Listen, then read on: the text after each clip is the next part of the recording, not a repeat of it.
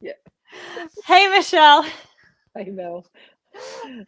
We're It's mid-sentence as always when we go live. it's nice to be here with you again. You too, you too. And it's a good day to talk about some cool stuff we're going to do, isn't it? Yes, and we were just talking offline, dear listeners out there. We wanted to kind of kick off today with some thoughts around getting off the hamster wheel, and I love that visual. So, Michelle, tell us what does that mean when you're talking to a woman and you want to help her get off the hamster wheel? Yeah, thanks, Mel. So I have a real problem with the word busy, and I've written about it before because you say to people, "How are you?" They go, "Oh, flat out, I'm busy," and I go, "No, but I'm asking how you are, not what you're doing." It's kind of that busy. I'm busy. I'm flat out. I'm in back-to-back meetings. My life is very full. I think there's part of that that's really is a privilege that you've got a full and fulfilling life, but there's another part of it that is front of mind for me because I ran one of our workshops in a Career That Soars last week called Knowing Me, Knowing You, How to Lead from Personal Greatness. And the part of this workshop is a real foundational piece to help women stop, breathe, and reflect.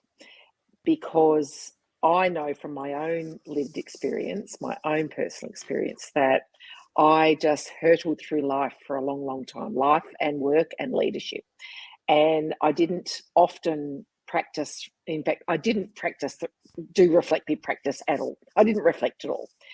So I couldn't answer questions like what makes you happy, what are your next steps, what are the things that have made you successful, what drives you. So I couldn't answer those questions because I'd never really stopped to consider who I was, what I stood for, how I show up, but also two key questions, which I've actually written to my subscriber list today. So there's a few thousand people out there who've got these questions in their inbox. What do you need to do more of? And what do you need to do less of to go forward and live a life well lived? So this has been on my mind because I had a group of women with me and I was asking those questions, and their story to tell, not mine, but what I observed was that those two questions, and then what no longer serves you, they really struggle with. They struggle with every time I run this workshop, the women really get stumped on these questions. They go, "Gee, this is hard, Michelle." And then I take them through the life audit, the good old crap to awesome scale. I have 8 key areas that I get women to rate themselves: crap versus awesome. 0's crap, 5's awesome. And they say, "This is really hard. I actually don't know. I haven't thought about this either ever or for a long, long time." So it's on my mind, Mel, because we can fall into the trap of being on hamster wheels and not stopping to reflect on what no longer serves us and what we need to keep doing. And it's a really important enabling behavior to have a life well lived and a career that soars, to regularly reflect. So that's what I'm pondering at the moment. That's what we're thinking about. How do you get off the hamster wheel and start to build in reflective practice, whatever that means for you, because there's all different ways of reflecting. How might you build in reflective practice to your life so that you can not be surprised or stumped by these questions when someone like me comes along and says, "What no longer serves you?" Right. So I think that this is something that will resonate for a lot of women, you know, pandemic or not, because uh, I don't want to paint with too broad of a brush here, but I do think that lots of women find themselves going through the experience of they've said yes to too many things. Yep. They've bought into sort of this notion that we've been told a lot around, just put your head down and work hard and everything else kind Yeah. of works out. And while working hard is important, there are a lot of other things that are important as well. And one thing that we talk about when it comes to getting off the hamster wheel is investing in yourself. And Mm-hmm. what does it mean to invest in yourself for professional development, for personal development? So I wonder if you have any thoughts on that. Yeah, I do. And I think invest in yourself has a whole range of There are so many different ways we can go, but as you were speaking, I was thinking about, head down, bum up, working really hard. And we know that from our research that bosses look for people who are interested in things other than head down, bum up, and what I'm thinking about is a passage out of Susan Colantuno's book, No Ceiling, No Walls, that talks about being a job nun. So, I worship at the altar of my job, and I do it really well. And I'm quite simply a slave to the job, and it makes for. And I am self-confessing as a reformed job nun. It makes you a less interesting person, frankly. So when I look at job nuns, they typically are head down, bottom up, working away very, very diligently and very, very hard on their job, but they don't have a lot else going on. Their outside interests may be fairly limited. Their interest in personal development or professional development is probably fairly limited. Their ability to have a conversation more broadly than their own organisation or even their team or their division within their organisation might be limited. So they're not lifting their heads up and scanning around for their whole life and looking at the world through their whole life. And there's a lot to be said for, well, you look at leaders like I think of really accomplished leaders, particularly women leaders that I admire, who have lots of extracurricular interests, but always, and to our point, and have continually invested in themselves, whether it's to do some study, whether it's to get involved on a board, whether it's to stretch themselves into volunteer positions that are going to hone some skills that are going to serve them well in their career and leadership. But the reality is, we want to live a life well lived, and you know what? No one is actually going to celebrate on your final day or that day when people celebrate your life. They're going to say, "Gee, she got all those emails done." And isn't it fantastic that she was in back-to-back meetings every week? And wasn't it fabulous that everyone could rely on her to do all the shit work that needed to be done? No one's going to say that. What they're going to say is, here's a person who contributed to her family, to society, to whatever role she brought all of herself to everything she did. And part of that is saying, what do I need to do more of? And what do I need to do less of? That's the two questions. So for me to live a life well lived, that's for me, what constitutes a life well lived? And for all of us, it's going to be completely unique. So if I think about my life well lived, and I'm very clear on what my life well lived is, what do I need to do more of? What do I need to do less of? One of my great friends and mentors, Chris, he's a board mentor of mine, and we've been on a board together. He gave great advice to me ages ago. He said, one third, one third, one third. One third is about building skills and contributing to an organisation. One third is about giving back and really contributing to society. And one third is something you absolutely love. So for me, that's the stuff. Make a difference for an organisation. Make a difference for an organisation that perhaps wouldn't otherwise be able to have someone like me work with them, and also make a difference for myself and do something I really love. So I don't know. There's all sorts of different ways of doing this, but the bottom line is, continuing professional development is such a key part of living a life well lived. So. Yeah, and we're here to help with some of that. So listeners out there, I wanted to draw your attention to some very exciting news, and we're going to announce it here for the first time, I think. So Michelle is going to be making a trip to the United States in 2022 in August. And how much do you want to reveal? You want to tell them a couple of the things you're doing? Yeah, well, I'm thrilled to bits that I'm going to be working with my strategic partners Leading Now. So I'm coming across to work with them. with a fantastic organisation that enables women leaders.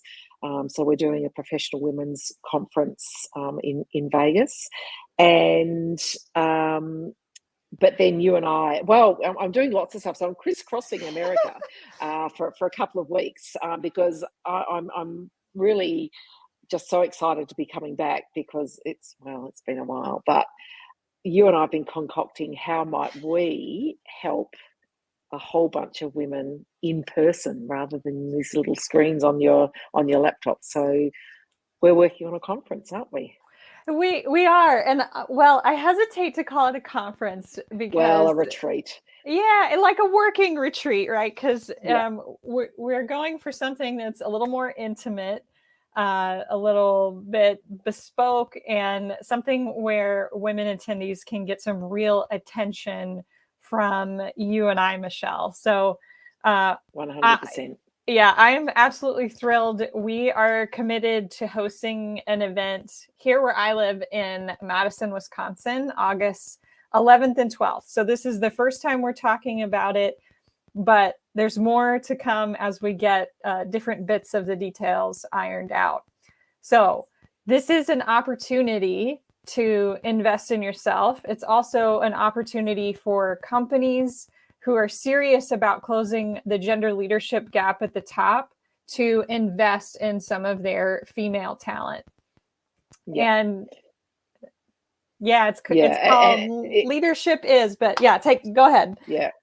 Oh no, I was sorry to interrupt, Mel. I'm hugely excited about it because you're right. One of the things that's really important to me, and I know it is for you as well, is to create very, very safe spaces for women to express their ambition, their aspirations, and to ask for help and advice.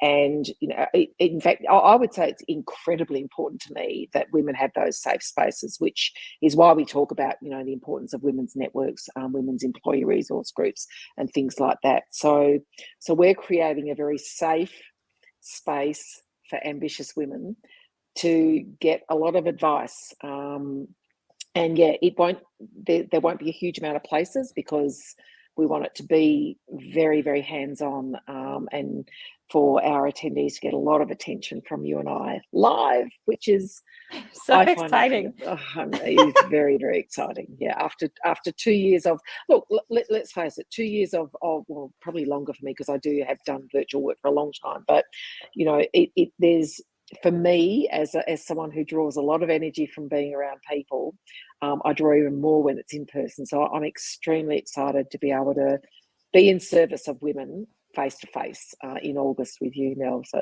it'll be awesome. Yeah, absolutely. I'm looking forward to it. And then we do have some other things virtual that are coming up inside A Career That Soars that we'd love to see you in. So, I'll note a couple. So first of all, I want to note that for members of A Career That Soars, we've been doing live coaching calls, and Michelle has been leading those. And I just can't articulate how fantastic these are. I mean, it is it's worth so much more than you're paying in just a membership. So that's one of the benefits that members get when they come inside A Career That Soars. So this is my plug for Michelle's awesome career coaching that happens inside the networking space. So it's worth it. Thanks, for that, Mel. Alone. Yeah, well, you're welcome. And I want to add a little bit of context to that. So I get a reasonable amount of people saying, can you do some coaching? I don't have capacity anymore to do one-on-one coaching or very little one-on-one coaching or mentoring because I have a very privileged, full and fulfilling life. But thinking about my friend Chris, 111, this is my giving back. So I don't have the capacity to do one-on-one, but what I can do every single week is give time and safe space to women to be coached by me and by others. So it's it is a joyful experience for me because it means I get to do some stuff that I really love, but I can't do at scale anymore. So this is my way of doing it, and giving back to women. Yeah, and we learned so much from it. And then we have a new course coming up that I'm going to be leading called Ascend. And I'll say that I think it's a little bit different because it's got a really specific audience in mind. So the ideal person to take this course is going to be a young professional, a woman who's earlier in her career and she's ready to take sort of the next steps in her leadership journey, moving up the career ladder, whatever that looks like for her. So we're going to talk about things like emotional intelligence in the workplace, professional communications, career advancement, and overcoming career challenges. So that's called Ascend. It starts in May. And you'll see if you're following A Career That Soars or Michelle and I, you'll see us starting to push out info and the sign up links for that here really soon. So that's my last plug for today. And for those of you who are watching either live or on catch up, think about, think and link. So think about those young professional women in your network that could benefit from someone like Mel to guide them through. This is what you do. This is the to-do list for those first few years, to really get you on that ladder. And we absolutely know that first rung of the management ladder is incredibly important. And we know it's broken. And we know there are system things that do that, but also getting women in a position where they can get on that first rung, or be positioned better to get on that first rung, is incredibly important for them as well as the organisation and society more broadly. So I think it'd be a really, think and link. Who might benefit? Which woman in your network might benefit from this? Think and link. I love it. Yeah. All right. Yeah. So I can't claim that one. That's a Susan one. So yeah. Nice. Okay, so it's a chance to invest in yourself. There's lots of ways that really think about stopping and take a deep breath and choosing to do something, to bring something into your life, to invest in yourself and in your future. Yep, 100%.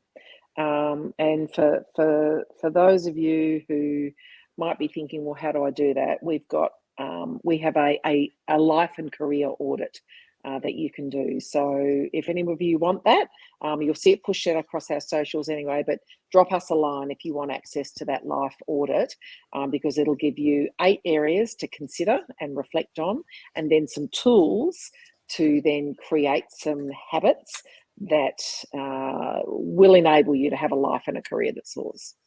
Yeah. Awesome. Thanks, Michelle. Cool.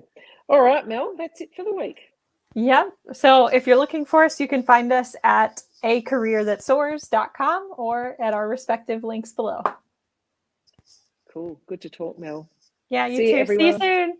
Bye. Bye.